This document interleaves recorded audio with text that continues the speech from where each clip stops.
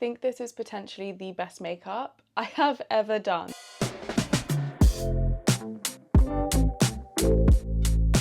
Sadly, I have not been blessed enough to be in the room for a Makeup by Mario masterclass. I've heard they are life-changing. However, thanks to the wonders of the internet, we can access pretty much anything for free. And this morning whilst I was on the treadmill, I came across this video that Sephora had posted, and it was like a cut version of a Makeup by Mario masterclass sharing all of the really important tips and tricks. So I felt like it was about time I kind of refreshed the routine. I learned some new skills, and I feel like this video really did that. I'm basically recreating the look that he did for the masterclass using all of the techniques that he shared, because I wanted to see whether or not, firstly, I could do them and I could incorporate them into my routine, but secondly, like how they would actually look an average Joe and not a beautiful model sitting on stage with like the best stage lighting possible. So I'm gonna shut my mouth and stop rambling, and I'm gonna let you watch the video. But before you do, please give this video a like and subscribe to my channel so that you never miss a thing from me. In the video I watched, he specifically said that he didn't use any primers. All he does to prep the skin is wipe it over with a wipe, which I was like, we don't do that here. Then he goes in with a moisturizer, and that's pretty much it. He just makes sure that the base is really well hydrated. So that is what we're gonna do first. I'm also gonna pop a little bit of a lip mask on my lips whilst I do my eyes, just so that by the time we come to do the lips, they're gonna be really nice and plump and hydrated. In every video I've watched, she always starts with the brows and the eyelids primed, ready to go in with the eyes first. So I've just done my brows as I normally would using my 3 favorite products. This is the L'Oreal Brow Lamination. This has been quite a recent-ish discovery. I've been using it maybe for like a month or so now, and stays in place all day, which I love. And then my other 2, if you follow me on any of my other channels, you'd have seen these. This is the Maybelline Builder Brow. I go in with a pen to really like define and give myself some extra brow hairs where I don't have any. And then to give me like a bit more bulk and color, I use the NYX Professional Micro Brow Pencil. Then to prime my eyes, I'm going to use just a little bit of my favorite concealer. Then he goes in and sets that with a little bit of a face powder. Now, it wouldn't be a Makeup by Mario inspired video without using his iconic palette. This is the Master Mattes palette. I think this is just the original version, so there's lots of really gorgeous warm shades in here. See which one's my favorite, and we'll probably use her quite a few times in this video as well. So the first thing he does is kind of go in and put the bulk of the color down before going in with another brush to blend it out. One thing he did in this video quite a lot is that he really did just mix and custom his colors. He never just went in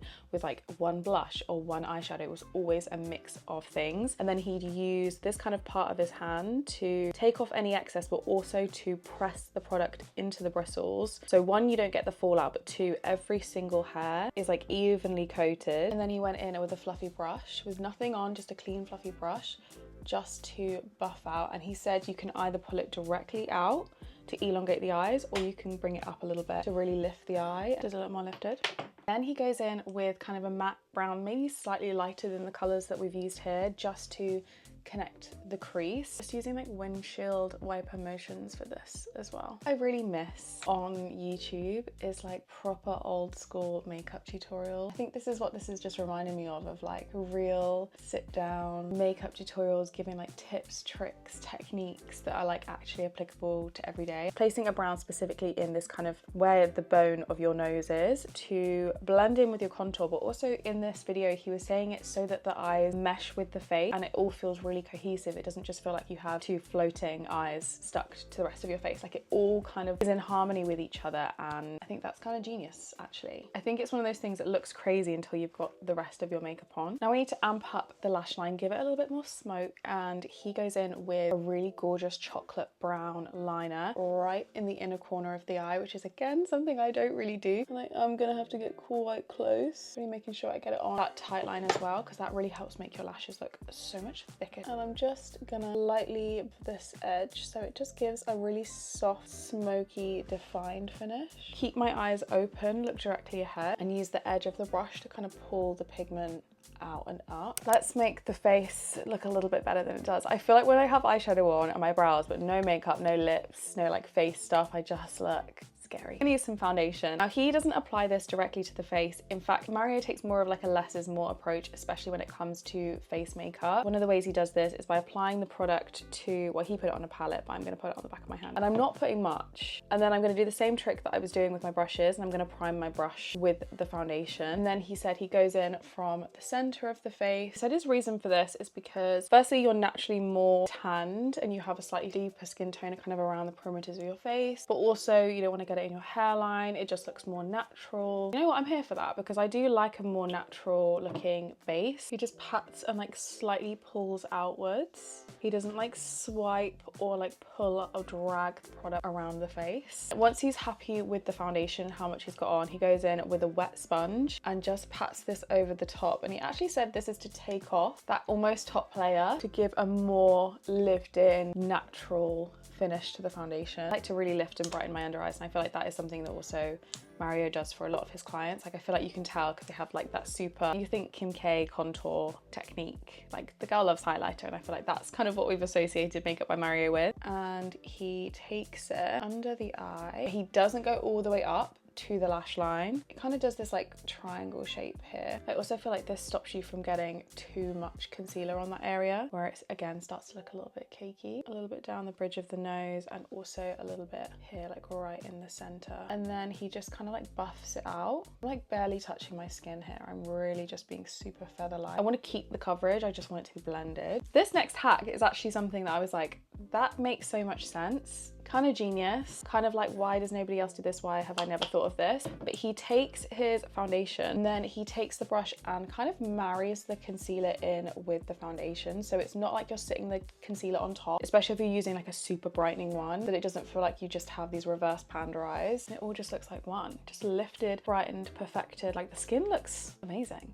I'm actually really happy with that. Now for powder. He likes to go in with both a brush and a puff. The first step is always a little bit of powder. I'm going to use just like a loose powder. I don't have his one, but I have my fave, which is the Huda Beauty one. And again, we're going to go in with the little priming situation, and he just goes around pretty much the whole face with this to give it a little light dusting, really set everything into place. I wouldn't typically powder until I'd done all of my cream product, but one thing he says during all of this is that he likes to go in and use his cream products after powdering. We're going to try that today, but I think because we're using such a fine dusting of powder, we're not really baking or layering it on. I don't think this is really going to make much of a difference in terms of blending. And then he goes in with the powder puff and just really set this area in particular, because he was like, this is where you typically get the most oily. Now we can add a little bit of shape back into the face with some sculpting, and I'm going to use my Rare Beauty contour for this, working it into the brush, warming the face just a smidge, and he just pats the product. Again, I feel like it's super natural, nothing too heavy, nothing too detectable. Most of the product for sculpting your cheekbone should be at the back, so like right back here, and kind of like around the hairline to join it in with where the temple contour is. Sculpted,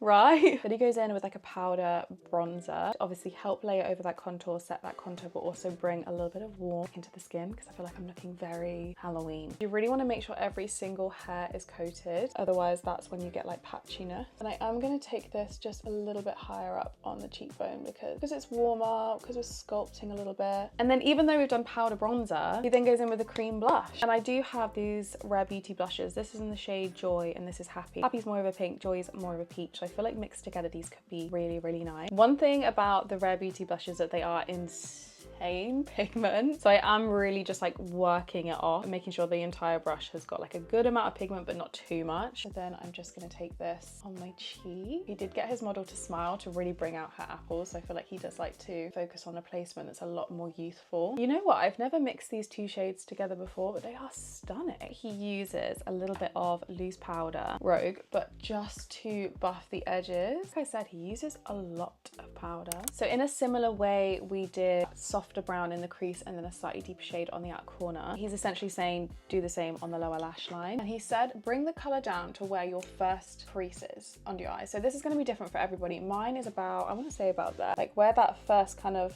fold is in the eye. Bring it to there, because that's also kind of where we brought the concealer up to. And then with a slightly smaller brush, we're going to use those deeper shades. So outer corner on the lower lash line with the outer corner on the upper lash line, so like here. I should have put my eyeliner on a long time ago. When I did the upper lash line, I should have done the bottom lash line as well. That's the one thing I have already messed up on, so that's good. I believe it is mascara time. I think because this is more of a smoky look, like normally I would go for a brown for like an everyday look, but I am going to do black. He doesn't really talk much about mascara in the video that I was watching, but he does say he doesn't use a lash primer, doesn't use anything like that. Curl the lashes, add mascara, add lash lashes. I'm not going to do lashes because I don't really like wearing them. I don't really wear them very often. And then I'm going to use the Hourglass Unlocked Instant Extensions mascara. This is phenomenal. I have a mascara for those of you with hooded eyes who find your mascara transfers, and it doesn't matter how many different mascaras you've tried. If you've been out all day, if you're going out at night, like, this does not smudge onto my upper lid, and I cannot stress to you how grateful I am that I have finally found a mascara that doesn't do it. The lips on the model are not super statement. They're quite just defined, plumper, glossy, a little bit of me. I'm going to use Charlotte Tilbury Iconic Nude. He doesn't overdraw the bottom lip. He just overdraws the top lip, gives her like a lip flip almost. And he says it's because it shortens the length between the lip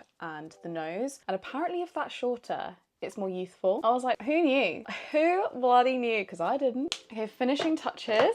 We're nearly there. I feel like this has been the longest makeup video of my entire life. I've been sat here for well over an hour just doing my makeup, which is my dream. I could sit and do my makeup all day, every day, but this is long. A mix of these two kind of NARS blushes, I think. So this one's a little bit more like the peachy, a little bit more neutral. Again, working it into every single bristle and just really giving it like a pop right on the cheek. Love.